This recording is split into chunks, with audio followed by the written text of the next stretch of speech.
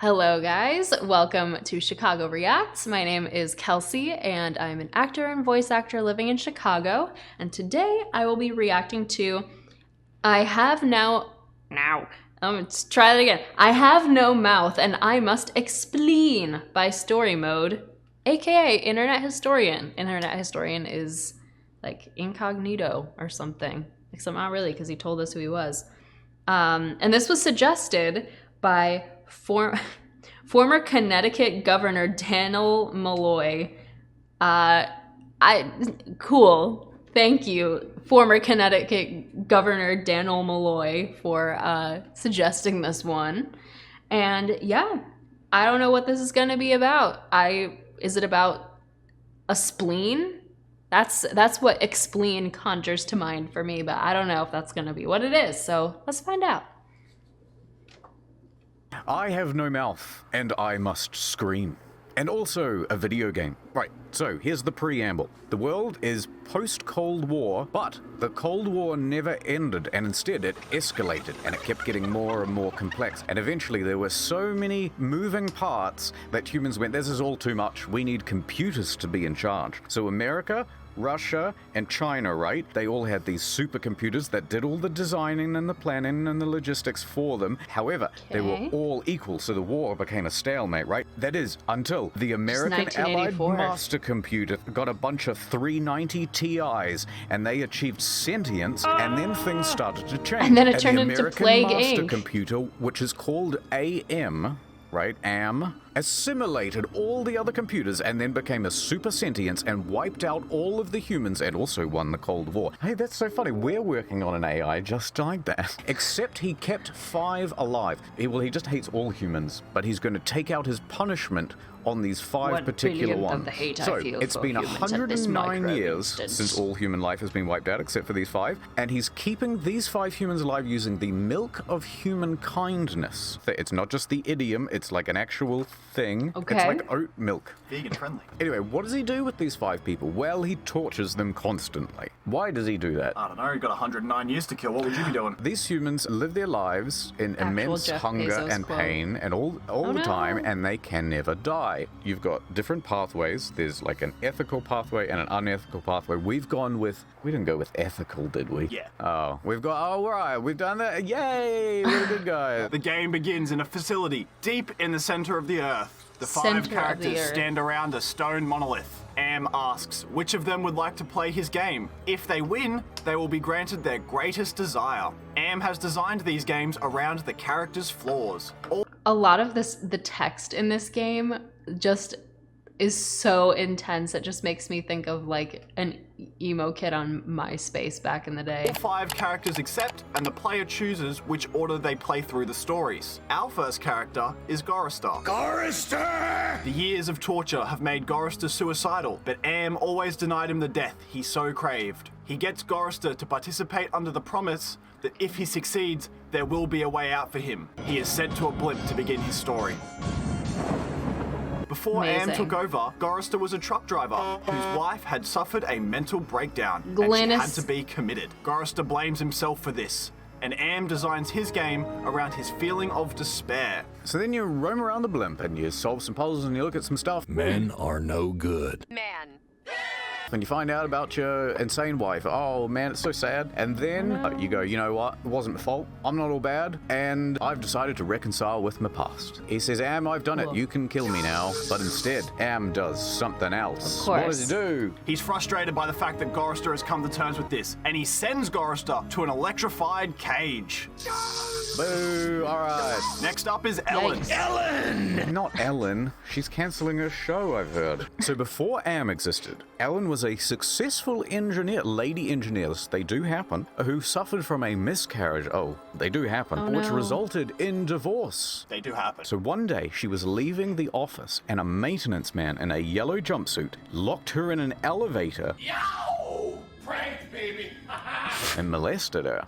Oh no. I've made a severe... She couldn't have engineered her way out. Just like Fortnite build a fort out of it, just out of Well, I don't know. This is serious, guys. So that incident caused her to have claustrophobia, fair enough, as well as a fear of the color yellow.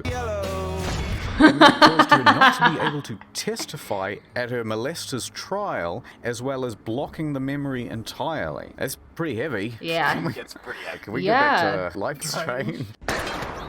Jesus, I shot myself! She is the only woman of the group, and Am, despite being a computer, has been using her for his desires for the past 109 years. So she's been molested by a computer for the last 109 years. So Am decides to rub salt in the wound and bases her game around the trauma of this tragedy. To incentivize Alan, Am promises to take her to his innermost depths if she wins. The infant computers that were the 3 lobes of that first Gestalt mind. Here she will be able to use her expertise of computers to shut him down. She's sent to a junk pyramid, which forces her to continually confront her fear Wait, of... what's a junk pyramid? It's like a regular pyramid, but it's made of junk. Carry on. Okay. Which forces her to continually confront her fear of yellow. Am wants to render her to a hysterical mess. She wanders through this pyramid, and it gets smaller and smaller and more yellow, until she ends up back in the elevator with the maintenance man. That's pretty fucked up, alright. Am has brought him back to life, I'm back, Ellen. so he can spend the rest of eternity torturing Ellen. However, There's a twist. Ellen's been facing her fears through this pyramid, and she musters up the courage and gives that maintenance man a Nice. good old 1-2 in the nose. What did she hit him with? Like it looked like a trophy or something. Does she kill him? Let's go with it. She kills him. Ellen then gets All right. access to Am's innermost What depths. is happening? She reaches out to an entity Oh. that claims to be Am's innocence. Clever girl. You've loosened my tongue. Ellen learns much about Am, and then she activates the Chaos Trebler. But when Whoa. she does, Am gets mad Enough of this turgid passion play. and pulls her out and puts her in a yellow box with a door that moves continuously, threatening to seal her in. Wow, she really got off easy compared to the guy who's just being Yeah, no electrocuted kidding. all the time. Alright, time for our next character. Alright, before Am, this guy was a military Benny. commander renowned for his cruelty. Ooh. And he was cruel to the enemy as well as his own men. Tough love. And his game revolves around empathy. Benzo's torture up until this point has been probably the most traumatic. Am turns him from a handsome guy into an ape with crippled legs. But Am says, hey, if you participate in this game, I will restore your intelligence and I'll give you something to eat as well. What happens next, Jeff? Benzo's game starts with him falling down a staircase because of his legs, Em, you son of a bitch. and then heading towards a nearby tribe. Am made this game as he assumed he would fall into his bestial desires and show no empathy. Friggin' welfare parasites. However, Ben makes ethical choices when talking to a mother and a child, which teaches him that he can be empathetic. This experience leads to him getting forgiveness from his allies he killed in the Is he wearing like weird, like he's wearing shorts, but is he wearing like weird suspenders as well? I just noticed military. Oh, I forgive you. Just come up from the grave, I forgive you, and then just pop back down. Oh, no problem, bro. Water under the bridge, I guess. Benzo then refuses to let a child be sacrificed to Am and takes his place instead, which displeases Am. Am ends the game and puts Ben in a cage fit for an animal. Next up is Nimdok. Nimdok. We don't know his real name, and Am gave him that name. Before Am existed, Nimdok was a Nazi doctor, and he was friends with Joseph Mengele. And Oh, Nimdok yikes. also sold out his own parents to the Nazi slaughter machine. Now, that's terrible. And his game is centered on that betrayal, and he's ordered to find the lost tribe. Am tortured Nimdok for the past 109 Whoa. years in the same way that the Nazis tortured the Jewish people. With terrible sausages and with boring economical cars. Oh, it's just 60 miles to the gallon. Fuck off. I want to go fast! And Am also took his memory, so he doesn't know why he's there. Who am I? What am I? And that's why he also doesn't know his name, and that's why it was given to him as Nimdok. It's like the worst name we've had yet. Nimdok's game puts him in an old Nazi camp that he used to work in, and he's promised a chance to regain his lost memories. In reality, Am is just sending Nimdok back to restart his work, so that he can observe. Am is unable to think creatively. In fact, Am's torture methods are all from historical figures, including Nimdok. The milk of human kindness, what keeps the survivors alive, and the transform liquid used on Benzo are both created by Nimdok. Whoa, the plot thickens. Able to play cruel tricks? Nimdok gets many chances to be unethical, but we act ethically and we start healing patients. And we convince Mengele the error of his ways. And also he forfeits a golem that was to be used against the Jewish people. Golem, I transfer control of you over to the lost tribe. So he stops the golem and he Well, there's realizes a lot that happening. he is the lost tribe and that he can never atone for betraying his own people. But that is not what Am wants. And so he stops the game and he goes, no, Nimdok, you will now go into an oven cage.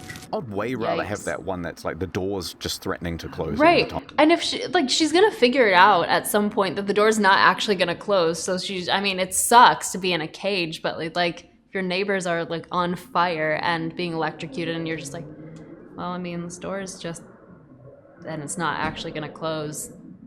I can just chill in here. I mean, sure, you have to process like the fears and stuff, but like after a while. Time than an oven or an electric one. Fuck.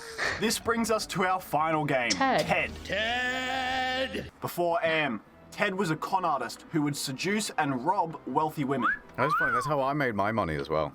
I've always found myself to be irresistible to women. So what is Mackenzie up to these days? His story is around selfishness.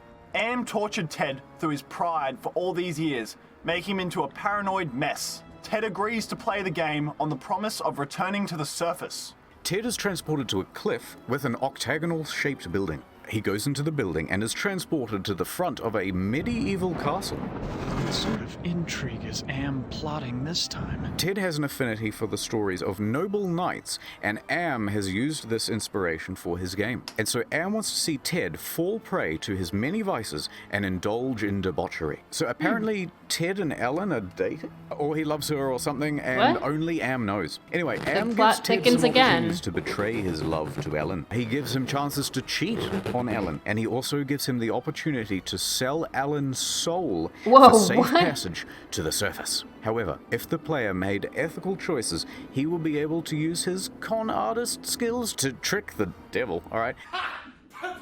And forgo his claim on Ellen's soul. Oh, Ellen, I love the dancing intros and shit. I like how you bought that ranch and then sold it and then immediately bought it again at a $3 million loss. It was really weird. Anyway, a tax thing? I don't know. Anyway, a demon sends Ted to the surface. This is when Am steps in and explains that Ted can't go to the surface as the surface has been completely destroyed by radiation, and then puts him straight back into a cage which is constantly shot out by lasers reflected off mirrors. But he's now proven to himself that he can be the noble knight in those stories. After these 5 games are played, Am leaves to meditate on the disappointing display of lots of ethicalness, and everyone's such a good boy. When he leaves, other entities living within Am make contact with the humans. This is like Am's innocence from Ellen's story. Oh, Remember okay, that? okay. Right, that makes sense. You don't mind if I just have something to... Alright.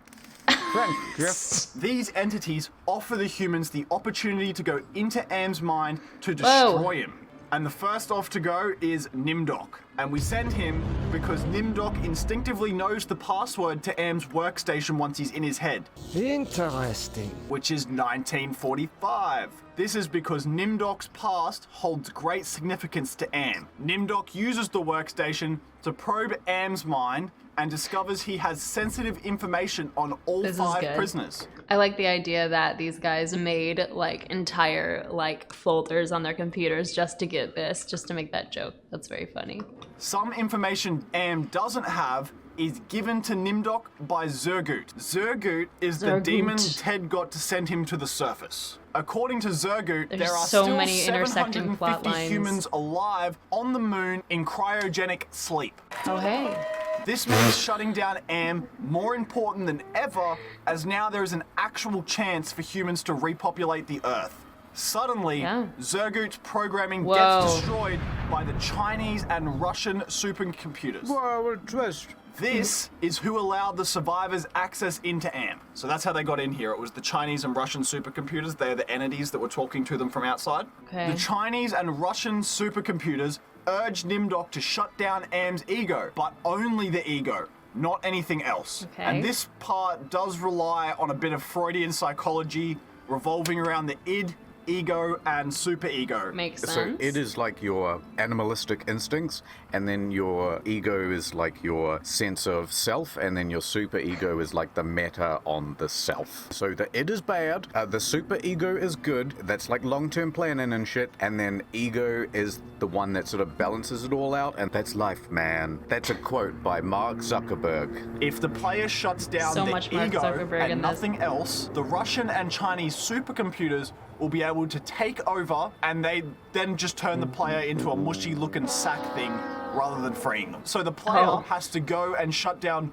all 3 frames of mind, starting with the id, which, as we discussed, is the base desire. Am's id is revolved around torturing humans, which is why he has kept the 5 alive for so long. His id does not allow him to rid the world of humans completely, and that's why there has been no development in the past 100 years, because despite Am having godlike powers... Whoa, this text. With a scalpel dulled on the jawbones of a dozen friends, to pull back the skin of a pinioned kicking man, to see the steam rise from pulsing twisted guts, joy, a chorus of angels. Like, what on earth? This is so intense.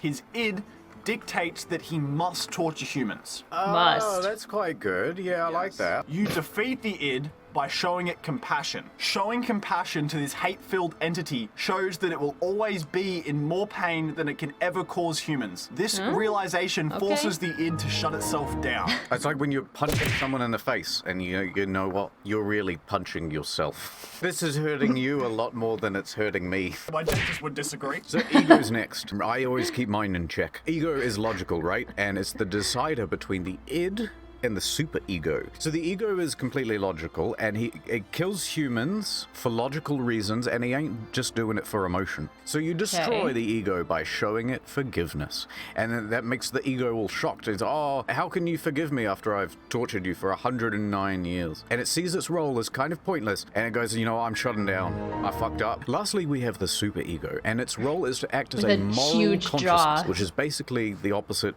of the id. Now, the superego of Am is sort of programmed that it sees humans as evil, and they're therefore killing them is a moral good. To shut it down, the survivors must show it the laws of entropy and how things break down over time and disorder increases. It all doesn't matter anyway, Am. Everything's gonna fall apart in the end, so why are you doing all this stuff? And Am goes, hey, that's a good point. And so my superego, it will be irrelevant once I am dead, and that is unavoidable. So therefore I must shut down. Right, so once you've done this, whichever survivor you have left will win the game. And we have Ellen. Play the music. And Ellen confronts the Russian, Chinese, and Am supercomputers.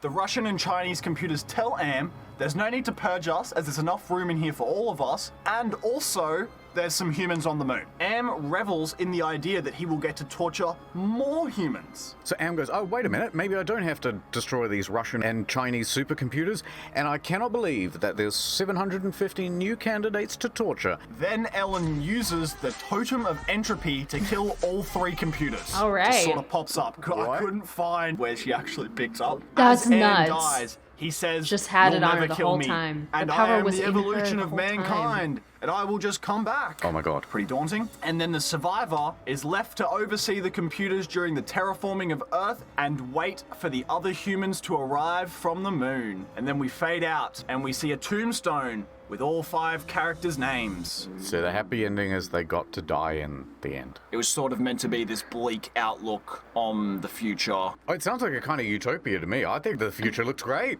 How do we get started on this, Am? Only 5 people? Imagine that! The big kilobox didn't seem so bad, TBH. It kind of like sucked, but not compared to the other ones. What an interesting game. That is, someone really took the time to think of all of that, which is nuts to me. That's really, really wild. And like, I was ready to just laugh at the game and think it was completely ridiculous, but like, it was parts of like, and it was in some ways, but parts of it are like kind of neat. It's very, very thought experiment-y, which is cool. Interesting. And as always, great commentary by Mr. Internet Historian, and I don't know who the other guy was, but great job. Cool. And thank you to former Connecticut Governor Daniel Malloy for suggesting this. Yeah, cool beans. If you liked this video, you can like and subscribe for more content like this, and we'll see you next time.